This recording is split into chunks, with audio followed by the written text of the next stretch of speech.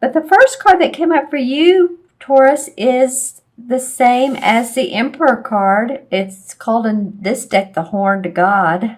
I love that. So, he's strong, he's firm in his foundation. This reminds me of a Capricorn. And I've had other commenters, viewers say the same thing. So he's very much a hard worker. You can see he's definitely has his physique. He's not like he sloths around. He is definitely someone who puts in time. He loves the animals. He's grounded. He is a typical father figure. And this could be someone who is alive. It can also be someone who's deceased.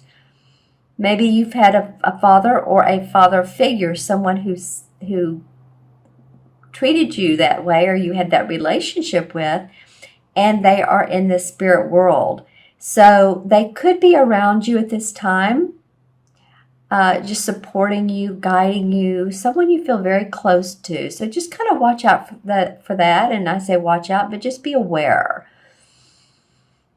If you're just aware that there's another presence and it feels good, then it very well may be this father figure. If he is in your life now, this could be someone who is very, very supportive of you.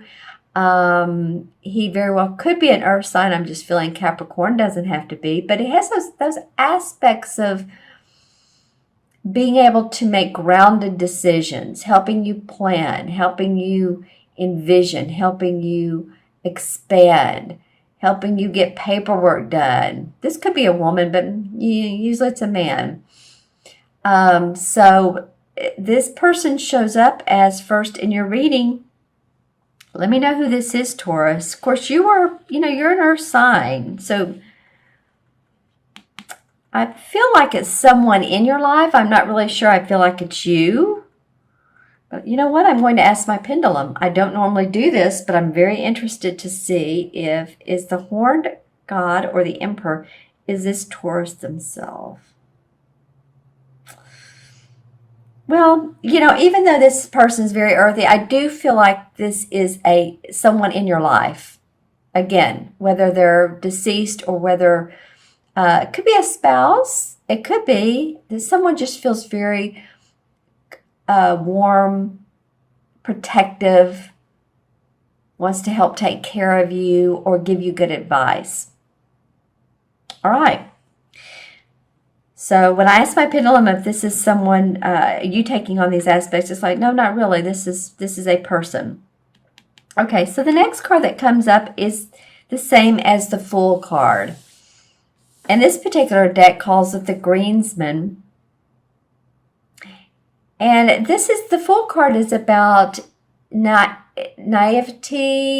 going about a new venture, really not knowing how it's turning out. But you know what? It's good because you're not focusing too much on the hows. It's more of a spontaneous, let's not be too hard on ourselves. Let's be happy. You can see that the people in this card, one's playing music, one's dancing, another one's playing a violin. Let me read you a little bit about what this Greensman in this particular deck means. It's actually the card of the god of nature and historically depicted as a green leafy figure with foliage on his face. He represents the fertility of spring and the awakening of earth. And he's believed to watch over his imitators with approval. So he's like a god, and he's watching over you with approval. Whoever your god may be, we can put this in sort of an analogy, but whoever your god may be, just a feeling of protection. You see, he sort of looks old and wise, and they're sort of young and playing down here. So just a feeling protected no matter what your journey is, no matter where you are in your life. That there's an essence and a protection around you. It's definitely new starts, new beginnings, and fertility. And there's a big innocence around this too. So it's like, I'm seeing someone like a hee-hee laugh on their face, like, I don't know, I'm just sort of giddish, I'm sort of happy, I don't really know why, but things are going okay, and there's room for me to grow, and I have protection.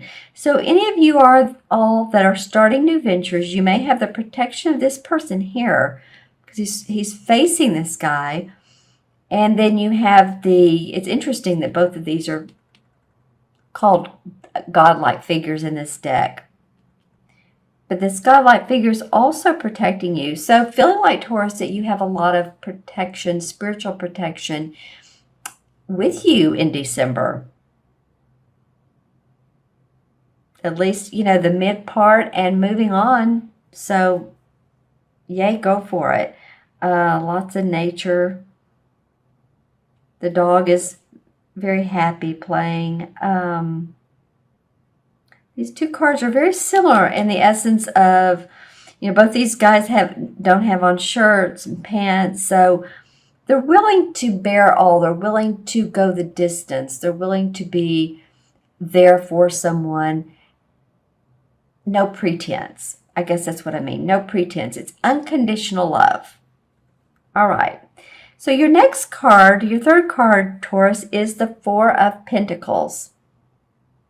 And the Four of Pentacles indicates to me someone who is being cautious about their money and not overexpending, but really fine-tuning and planning what you do have. As you can see, this person is moving the pentacles from over here where the wall is faded and moving them on the fireplace. So watching money, watching bottom line.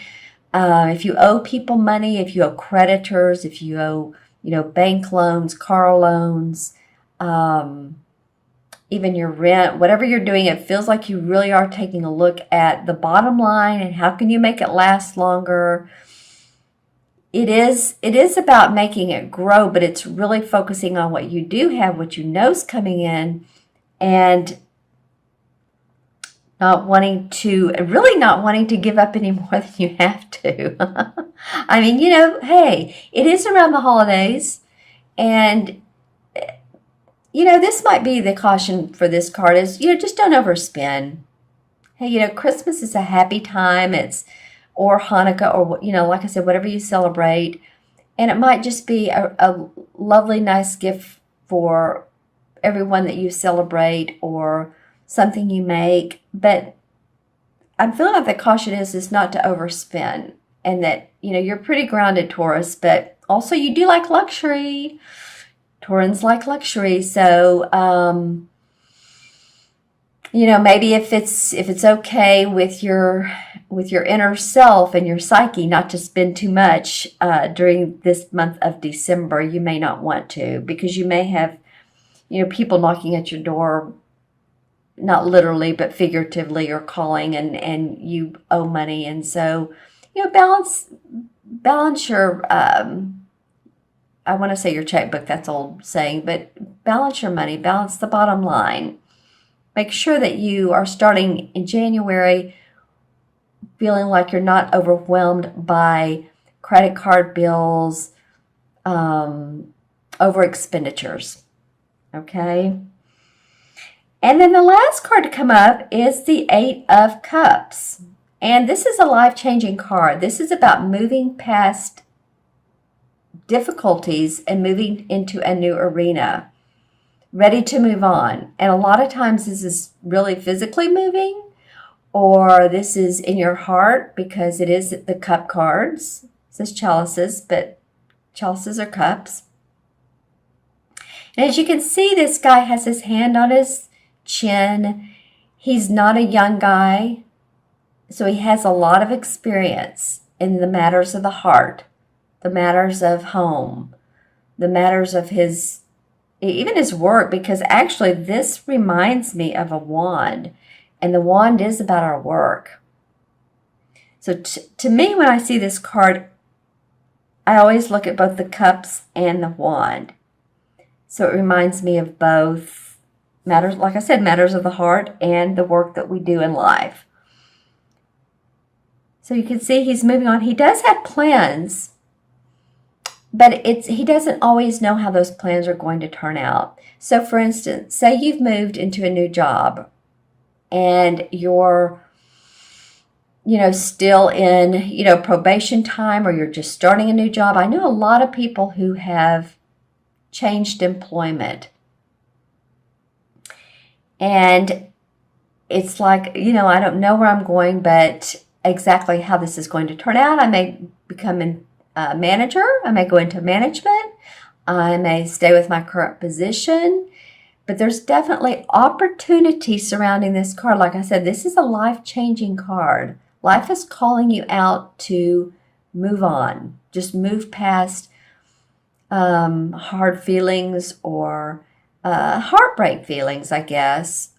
Emotional feelings, not to totally drop them, because, we always have our feelings. We don't want to cut the strings with our heart. But being able to move past what doesn't serve you, focus on what does serve you. The bird has his wings open. He says, like, I'm your guide. Come on, let's go. It's by the water, so it's about emotions. He's leaving behind his castle. So he's built up a foundation, but he's ready to move past that. He's ready to go on. Life-changing card, Taurus. So any of you, like I said, that are changing jobs, creating new ventures, it's probably what this is about. And maybe you're watching your money. Maybe you're creating something. It's taking more money than you thought. So you want to be ready to move on. And to do that, you need to save some money and not spend so much, because this might be costing you more than you think. And you realize that. So let's pull some. Well, this card wants to come up, and this is the Five of Swords. So any type of decision making where you've had to decide with others, consult with others, someone firmly puts their stake in the ground and says, no, this is the way it's going to be. A coming of minds, no matter who wins, whether it's this person or you. This is a decision that's made that there's been some conflict about, whether it's your home setting or whether it's your work setting. Very much could be. Seven of Cups comes up. So maybe you've had a lot of opportunities, and there might be some fantasy around this. So you might be feeling like, oh, well, I can take on all this. But he's sort of taken with all these cups and what all they have in them. And it can be illusional or disillusional, one might say. So just make sure that you pick what really goes with your heart, because there could be opportunities more that look better than they are. So stay focused. I guess that's what I'm trying to say. This is kind of like having your head in the clouds, honestly. Temperance. So temperance, to be patient. Be patient with what's going on in your life. The Death card. A lot of transformation for a lot of you guys. If you've, again, changed relationships or moved out of one home into another, or you've just, felt like your life has changed completely. It's interesting. This card has come up in the main deck quite a bit in the last several months. The Tower card, it's just been amazing. So I feel like this is going on with a lot of people. Chariot card. So good things to come. Stay positive. You're moving. These two remind me of each other. Moving on past past life circumstances, ready to go, new adventures. new outcome, success, accomplishment. And I have a feeling this person can be of assistance to you. Wow, then the World card comes up. This one hasn't come up for any other sign.